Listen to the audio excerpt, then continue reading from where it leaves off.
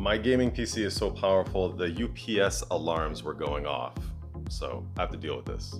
So the big thing was Star Citizen today, we had 114 people in the 890 jump on one server altogether, which was madness. To do that, this system was taxed, let's just put it that way. The 12900K was at nearly 100% utilization. I was using like 38 gigabytes of RAM. The 3090 was at like 100% utilization. The 3080, which is running this monitor that had Twitch and Discord and all kinds of other stuff going on, that was bouncing all over the place. So I was using up to 899 watts. So yeah, the Kingston DDR5 RAM, 64 gigs was just top notch handling all that. Strix 3090 there and the 3080 over there, all being cooled by liquid graphene, so that definitely helped out.